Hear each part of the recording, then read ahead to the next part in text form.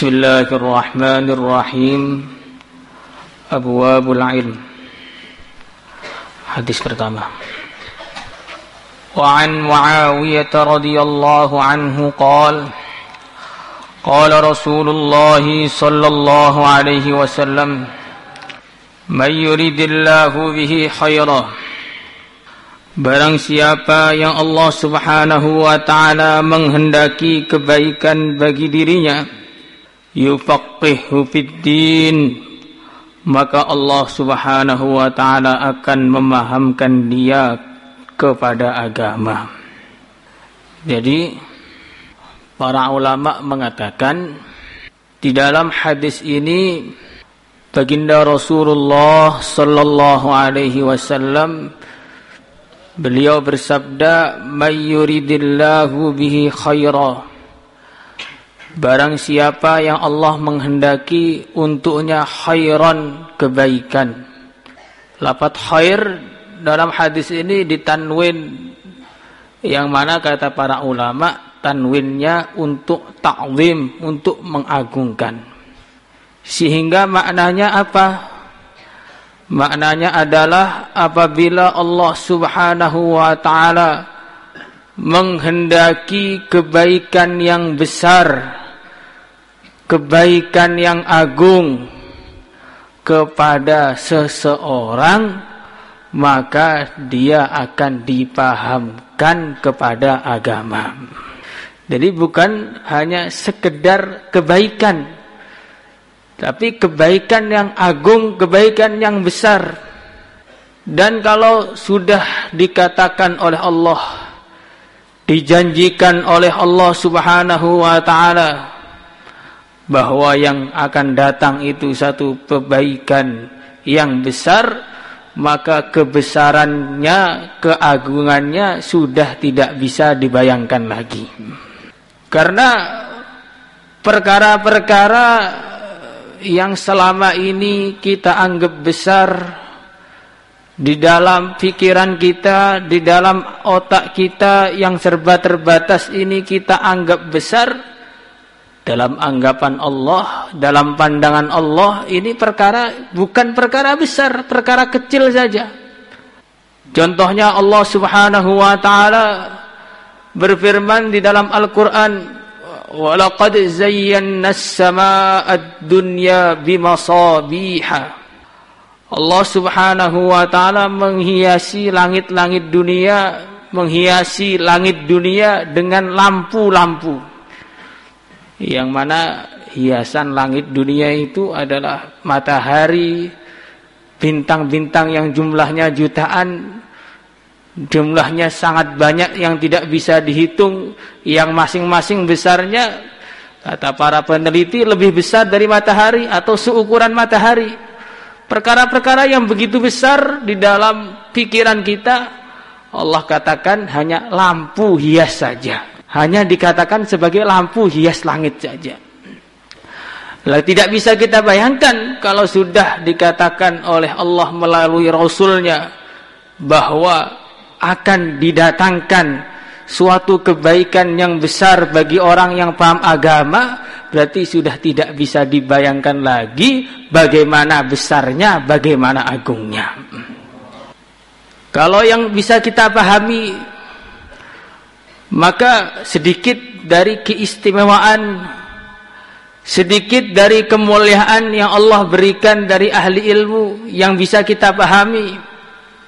Di antaranya kalau ahli ilmu itu selama masa hidupnya di dunia, dia mendapatkan satu posisi yang begitu mulia, posisi yang sangat istimewa, yang mana posisi ini dulunya diisi oleh hamba-hamba pilihan Allah saja, yaitu para nabi, para rasul. Apa itu posisi istimewa ini? Posisi istimewa ini adalah posisi penghubung antara Allah dan hamba-hambanya. Para ahli ilmu jadi wasithah yang menghubungkan antara hamba-hamba Allah dengan Tuhannya. Dengan sebab para ulama lah orang-orang bisa paham tata cara sholat, Orang-orang bisa paham tata cara berpuasa, orang-orang bisa paham tata cara menyembah kepada Allah yang benar, sehingga mereka jadi penghubung antara Allah dan hambanya Allah, yang mana penghubung antara Allah dan hambanya Allah ini adalah suatu posisi yang hanya diberikan oleh Allah pada masa lalu kepada para nabi saja. Setelah di dunia mereka dapat posisi istimewa, juga dapat posisi yang mulia di mata manusia. Kalau orang ahli dunia secara umum tambah tua tambah tidak berdaya, tambah tua tambah menjadi orang hina. Tapi kalau ahli ilmu, tambah tua tambah berwibawa, tambah tua semakin bercahaya. Kalau kita lihat guru-guru kita yang sudah tua, bukan tambah kelihatan lemah, tapi semakin memancarkan aura yang tidak bisa dipancarkan kecuali orang yang di dalamnya dipenuhi ilmu agama saja. Begitu setelah mereka wafat, kalau orang yang tidak ahli ilmu wafat, selesai ceritanya. Tapi kalau orang itu ahli ilmu wafat, ceritanya masih panjang, bahkan terus namanya dikenang-kenang sepanjang zaman. Seperti Al-Imam Asy-Syafi'i radhiyallahu ta'ala anhu, sudah wafat 1200 tahun yang lalu kurang lebih, tapi namanya selalu dikenang dan ilmunya selalu dipelajari di mana-mana di seluruh dunia. Memang jasadnya sudah mati, tapi namanya tidak pernah mati sampai hari kiamat. Setelah orang itu ahli ilmu dikuburkan di dalam kuburnya pun Allah memberikan macam-macam keistimewaan, macam-macam anugerah, sehingga suatu ketika ada seorang perempuan wafat, dikuburkan oleh anaknya di sampingnya kuburannya Imam Ahmad. Maka beberapa hari kemudian anaknya bermimpi ketemu ibunya. Dia bertanya kepada ibunya, "Wahai ibuku, bagaimana kabarmu?" Maka sang ibu menjawab, "Alhamdulillah, wahai anakku, aku berterima kasih banyak kepadamu karena kamu telah menguburkan diriku di samping Imam Ahmad." Yang mana Imam Ahmad ini setiap hari Allah turunkan macam-macam nikmat yang begitu luar biasa, yang nikmat itu akhirnya meluber kepada kubur-kubur di sampingnya. Ini baru dikuburkan di sampingnya seorang ulama saja sudah kecipratan macam-macam nikmat. Bagaimana dengan ulamanya itu sendiri? Sudah tidak bisa dibayangkan lagi. Begitu sampai di akhirat, di padang mahsyar, ketika para ahli ibadah diberi pengumuman, "Wahai ahli ibadah, silakan masuk surga." Maka orang alim pun ingin segera masuk surga, tapi ditahan dulu. "Nggak boleh masuk surga kamu." Lah kenapa nggak boleh masuk surga? "Kif hatta tashfa' liman tasha." Berhentilah dulu, syafaatilah semua orang yang kamu mau, ajak mereka untuk masuk surga. Ini anugerah yang luar biasa. Yang kita tahu, hafid Al-Quran mensyafaati 10 orang. Orang mati syahid mensyafaati 70 orang. Kalau ahli ilmu mensyafaati orang tanpa ada batasan. Karena dalam hadisnya nggak ada batasan, jadi kita tidak membatasi. Maka dari sinilah kita tanamkan di dalam hati kita, para pelajar ilmu agama ini, bahwa kita datang jauh-jauh dari seluruh penjuru Indonesia, bahkan dari berbagai macam negara, datang ke sini meninggalkan orang tua kita, berpisah dari sanak keluarga kita. Kita melakukan semua pengorbanan itu bukanlah untuk perkara sia-sia, tapi untuk mendapatkan kemuliaan di dunia yang sementara dan di akhirat yang selama-lamanya. Semuanya insyaallah hadirin. Wa innama ana qasimun. Hanyalah dan sesungguhnya aku hanyalah yang membagi, wa yu'tillah, dan Allah Subhanahu wa taala yang memberi, wa la yazalu, dan tidak henti-hentinya, amru hadhil ummah, urusan umat ini, mustaqiman, lurus, hatta taqumas saah, sehingga terjadi hari kiamat, wa hatta ya'tiya amrullah, dan sehingga datanglah apa yang diputuskan oleh Allah. Jadi ini janji dari Rasulullah sallallahu alaihi wasallam bahwasanya Islam, agama Islam ini selalu akan dijaga oleh Allah, selalu akan ada yang mengamalkannya sampai hari kiamat. Jadi Islamnya itu tidak perlu dikhawatirkan. Tetapi yang perlu kita khawatirkan, yang perlu kita risaukan, kita ini dipilih untuk mengamalkan Islam atau tidak. Kalau Islamnya selalu dijaga oleh Allah, selalu akan ada orang-orang yang dipilih oleh Allah untuk mengamalkan Islam dengan cara yang benar. Tetapi yang perlu kita pikirkan lagi dan lagi, saya ini apakah termasuk hamba-hamba Allah yang dipilih oleh Allah untuk menjaga Islam, atau sebaliknya wujudnya saya ini malah mengganggu Islam. Maka jangan sampai salah paham, sebagaimana sebagian orang salah paham, kalau nggak ada saya maka takazah ini tidak jalan, kalau nggak ada saya markasnya mati, kalau nggak ada saya masjidnya nggak ada yang ngimami, kalau nggak ada saya santri-santri pada pergi, dan seterusnya dan seterusnya. Ini salah. Yang benar adalah kita inilah yang butuh kepada agama, agama nggak butuh kepada kita.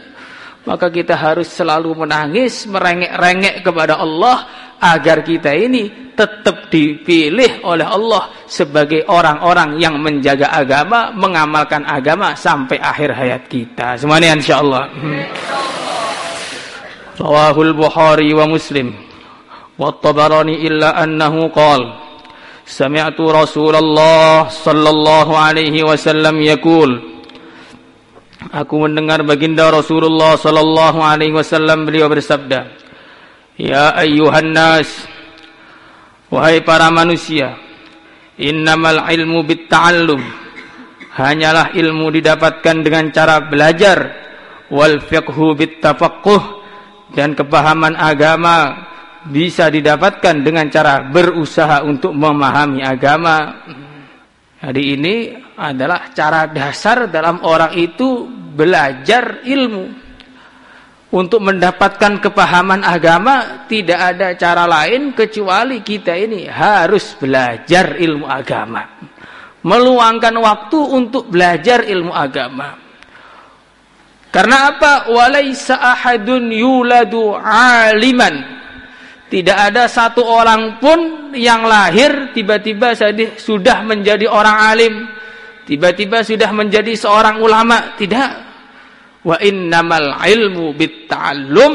Orang itu akan jadi orang alim, orang itu akan menjadi orang faqih, orang itu akan menjadi orang yang paham agama kalau dia mau belajar ilmu agama. Harus belajar minimal 10 tahun insyaallah. Itu minimal 10 tahun tuh minimal seseorang itu belajar ilmu agama. Pendasarannya itu 10 tahun itu. Tapi pada dasarnya, pada hakikatnya, utubul ilma minal mahdi ilal lahdi, orang itu belajar ilmu mulai dari gendongan sampai liang kuburan. Terus belajar ilmu selagi ada waktu, selagi ada kesempatan, kita usahakan bagaimana kesempatan-kesempatan yang datang kepada kita itu selalu kita gunakan untuk menambahi ilmu kita.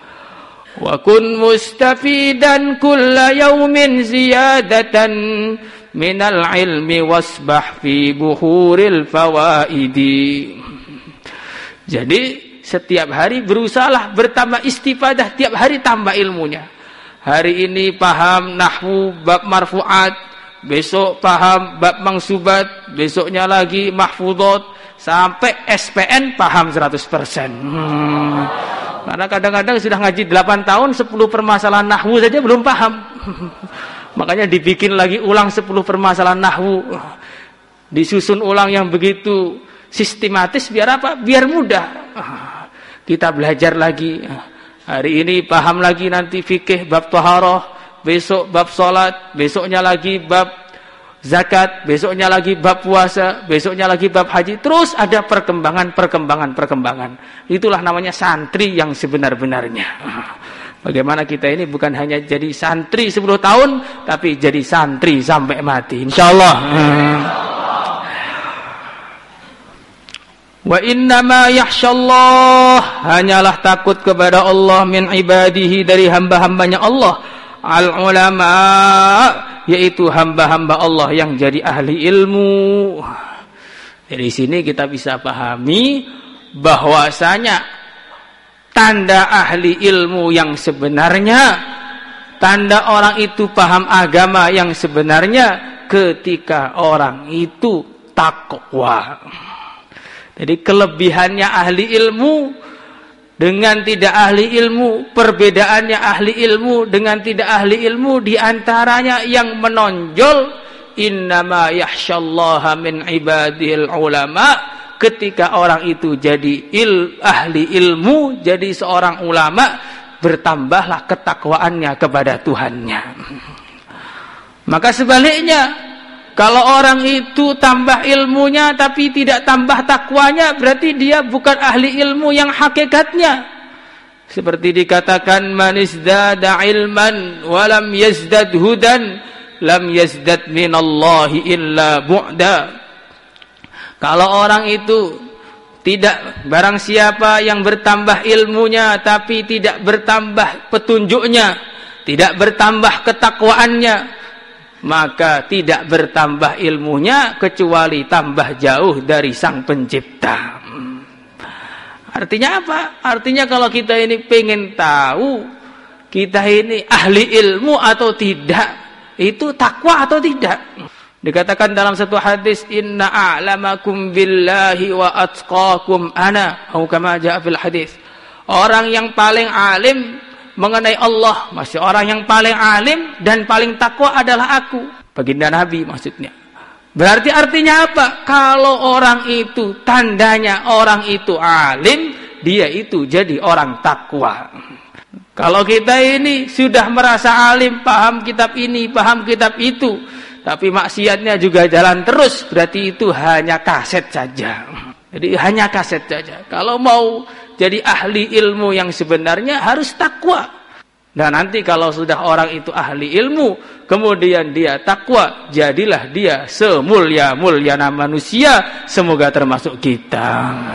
Maulaya salli wa sallim daiman abada ala bika khairil khalqi kullihim huwal habibul ladzi turja syafa'atu likulli haulin minal Allahumma salli ala sayyidina Muhammad wa ala ali sayyidina Muhammad walhamdulillahi rabbil alamin.